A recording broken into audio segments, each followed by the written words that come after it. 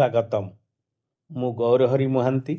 ସାଧାରଣତନ୍ତ୍ର ଦିବସ ଉପଲକ୍ଷେ ଭାରତର ଅଧିବାସୀମାନଙ୍କୁ ଅଭିନନ୍ଦନ ଜଣାଉଛି।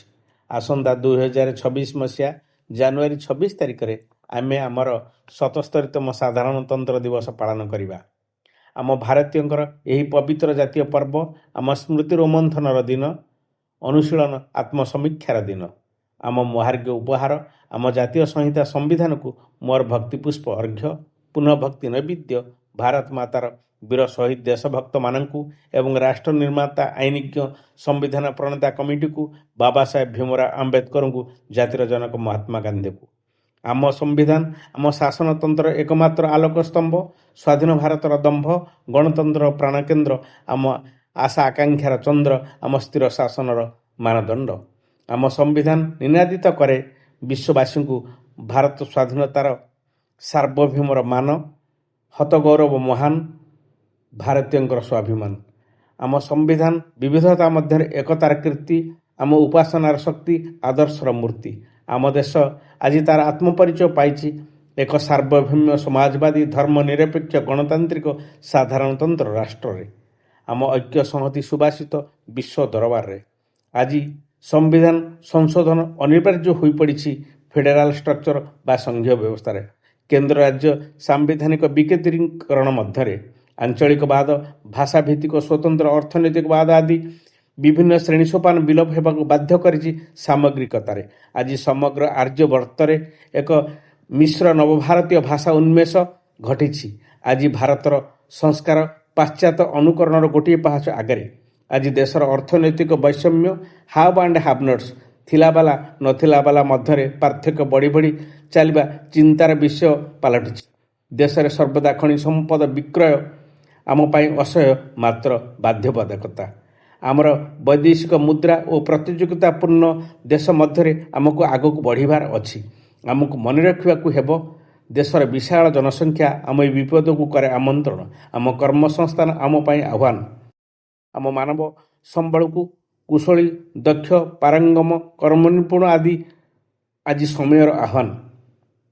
ବର୍ଦ୍ଧିତ ମାନବ ସମ୍ବଳକୁ ସୁବିନିଯୋଗ, ବିକଶିତ ଭାରତର ସ୍ୱପ୍ନ ଯାହା ଭାରତରେ ସମ୍ଭବ ଓ ଆମର ସାମର୍ଥ୍ୟ।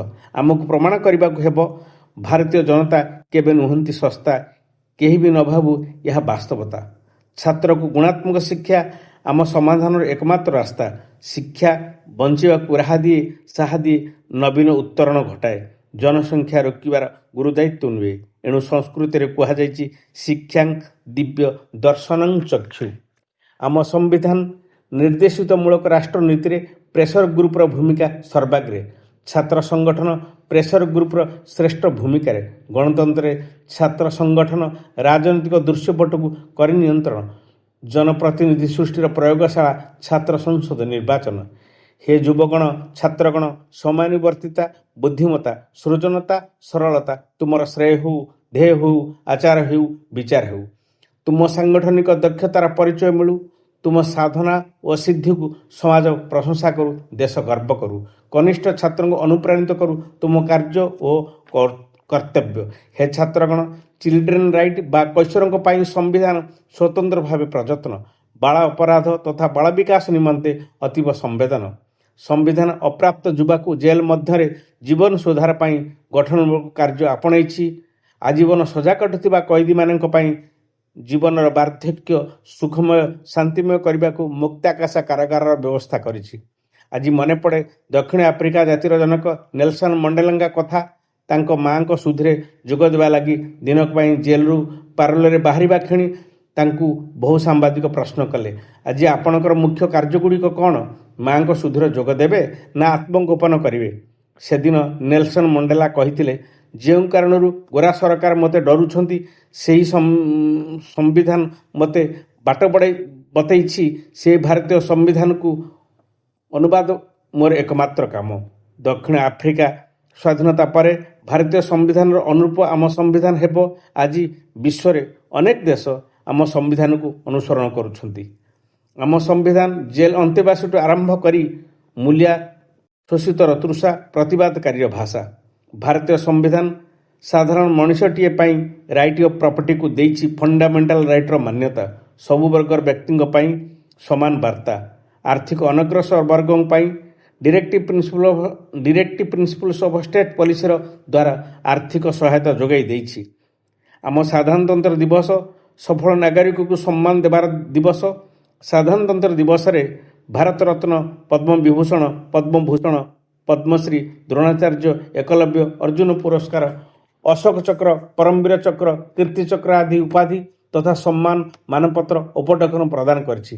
ଭ୍ରମଣ ମାଧ୍ୟମରେ ଜନଜାଗରଣ ଉଦ୍ଦେଶ୍ୟରେ ଐତିହ୍ୟସ୍ଥଳ, କୀର୍ତ୍ତିସ୍ଥଳ, ଯୁଦ୍ଧ ସ୍ମାରକୀ ଦର୍ଶନ ସୁବିଧା ପ୍ରଦାନ କରିଛି। ଏହା ହିଁ ବିକଶିତ ଭାରତର ପ୍ରମାଣ। ଆଜି ଭାରତୀୟ ଉପମହାଦେଶରେ ଯୁବଶକ୍ତିର କୀର୍ତ୍ତି ମହକୁ, ପ୍ରଜ୍ଞାରେ ଭରିଯାଉ ଆକାଶ ପାତାଳ, ସୁଖ ଶାନ୍ତିର ସୂର୍ଯ୍ୟୋଦୟ ହେଉ ରାମରାଜ୍ୟର ସକାଳ। ଭାରତ ମାତା କି ଜୟ, ବନ୍ଦେ ମାତରମ୍। ସାଧାରଣତନ୍ତ୍ର ଦିବସ କି ଜୟ, ଜାତୀୟ ପତାକା କି ଜୟ।